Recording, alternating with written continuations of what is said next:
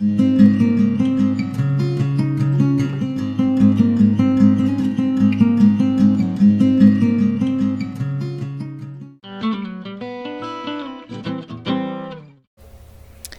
back to part 2, where I am going to finish this vessel that I handmade with Encaustic. So I decided to pull out a couple of my crayon products and just make some marks with some lighter colors. Just wanted to brighten up the area a little bit and add a little bit of contrast to the darkness on the outside of this. I was intending, and as you'll see shortly, I will be putting some white encaustic on here, so that just helps the dark to shine through and give it a little more depth and contrast of color. Took me a long time to get this surface heated and warmed so that it would take the encaustic, so it definitely was a little bit of a struggle, a little more so than I expected, but I just kept at it, and once I started using the blowtorch on it, it warmed up just fine.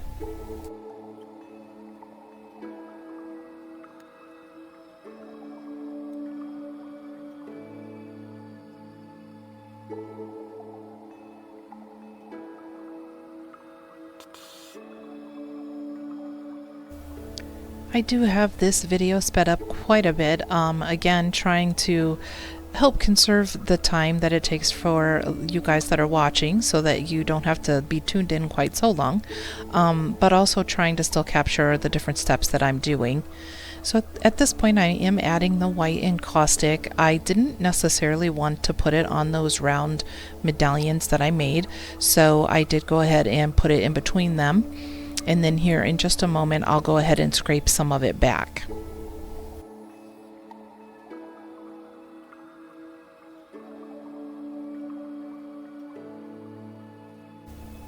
Once I cleaned up those edges, I went ahead and pulled out this new color that I have, which is called a Celadon Green, made by R&F, and I'm probably pronouncing that wrong, but wanted to add that into this piece just to brighten it up a little bit, and again give it a little different color. Kind of got spring on the mind, and so wanted to bring in some fun spring colors. So at this point I'm just trying to create some extra texture with the clear encaustic in between these medallions, and then I will be filling that in here shortly.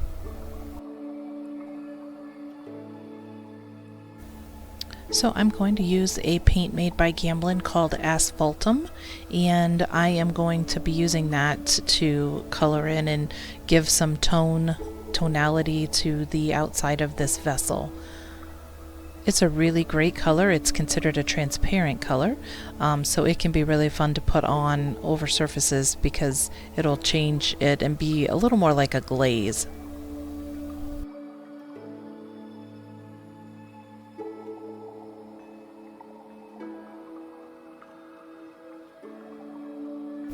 Once I had it spread out, I went ahead and took my pick tool and created some line work and was going back in making sure I had all of those lines filled in well.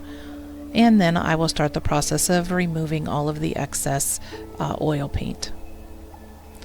For those who may not know, I do use a vegetable oil to clean my surface. As I've stated before, it's a pretty inexpensive and environmentally safe way to clean the surfaces of your encaustic.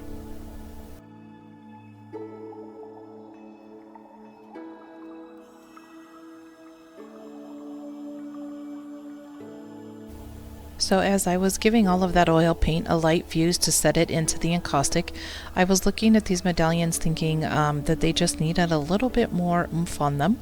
So once it cools slightly, I will be going back over those with some, I believe it's an antique gold, and I believe it's also made by R&F.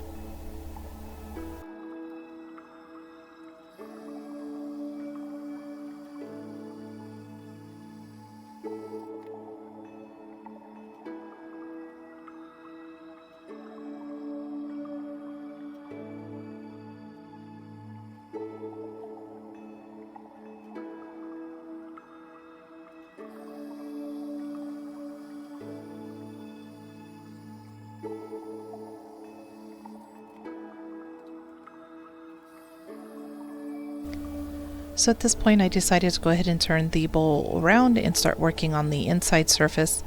Now keep in mind that the outside of this was still fairly warm, and so it was a little tacky.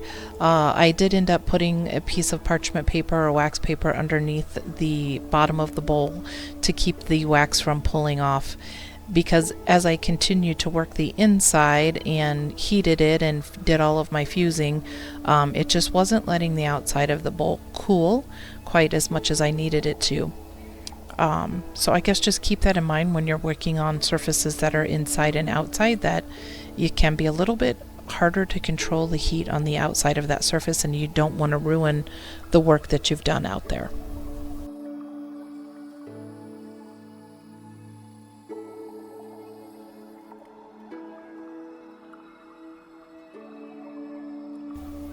I didn't want to put a whole lot of wax on the fiber area, so I was trying to get the wax to go down behind it, but not necessarily fill it in on the top. And then also I did want to make sure I had the edge covered pretty well, so I tried to also put a thick layer around the edge of the vessel to try to help give that some stability. And then because I wasn't sure if I wanted to leave those run marks, but I decided to go ahead and scrape those out.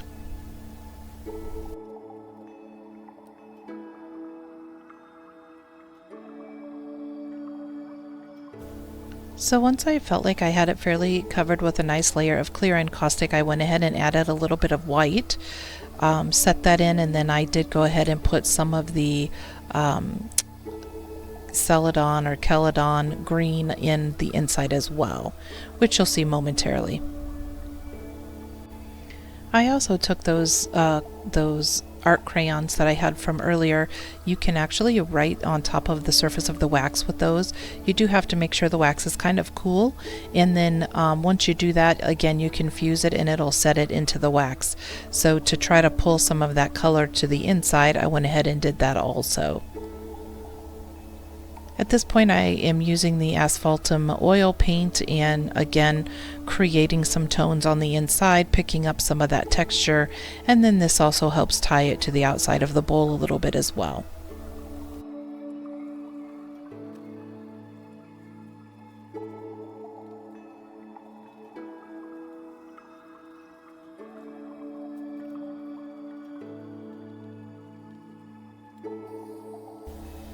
Once I got all of that fused, I decided to add one more touch and pulled out that gold paint and decided to put that onto those fibers.